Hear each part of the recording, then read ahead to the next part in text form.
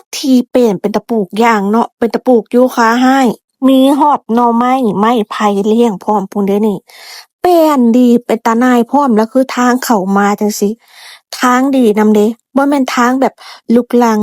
ทางลาดยางเลยนี่เข้ามาข้างในนี่ก็สิเป็น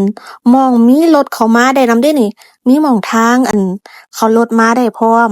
เตาถ่านก็มีเถียงนาลอยน้ำก็มีเป็นสาเป็นแอ่งแบบนี้เลยไส้เลี้ยงปลาก็ได้เด้นี่ก็คือโตที่นี่อยู่ใกล้โรงเรียนนำเด้อยู่โตบ้านนะเพียงน้อยเจ้าของที่เขาอยากขายเองเลยเด้นี่ต้นไม้เอาไว้ขายก็มีเด้ผู้ใดที่อยากขายจังซี่เจ้าของเขาก็ให้พร้อมบ่ได้แบบเว้นไว้ให้ขายทั้งเบิด24ไร่ละแสนราคานี่ก็คือคุ้มเลยเด้อีกประมาณ200เมตรจังซี่เสาไฟก็มาฮอดแล้วทางเขามาเป็นแป้นเป็นเดินจังซี่เจ้าของที่เขาก็เฮ็ดไว้ให้เลยเด้อยากปลูกบ้านปลูกเรือนหรือสิเฮ็ดการเกษตรแบบนี้ก็เหมาะเจาะเลยผู้ใดย่านน้ำท่วมบ่ต้องห่วงมันบ่ท่วมแท้ๆล่ะทางเข้าทางออกก็คือสะดวกเลยเด้อยู่ตำบลจุมพลอำเภอพลพิสัยจังหวัดหนองคาย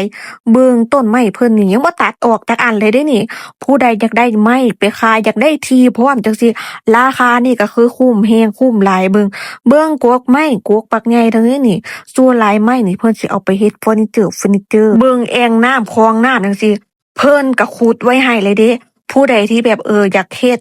น้ำต่อไปใส่หยังใส่ปุ๋ยจังซี่เบิ่งทางทางในแล้วสิพามาขี่เบิ่งทางนอกนี่ตั้งแต่ต้นนี่จนปลายฮอดสุดนี่ก็คือได้ไปเบิดนี่เลยเด้ที่ก็คือดีอยู่คือมักจังหนึ่งเด้ถนนมันดีแหมมันบ่เป็นหลุมเป็นบ่อเป็นหลุมใหญ่ผู้เพราะว่าคันผู้ใดมีเงินเหลือใช้เงินหลายจังซี่แนะนำที่ดินพื้นนี่เลยเบิ่งที่ดินแล้วละสิพาไปเบิ่งทางออกเด้อขี่รถไปอีกแป๊บเดียวนี่สิฮอดโพนพิสัยในตัวเมืองละขี่ออกมา3แยกนี่เป็นทางไปโพนพิสัยเลย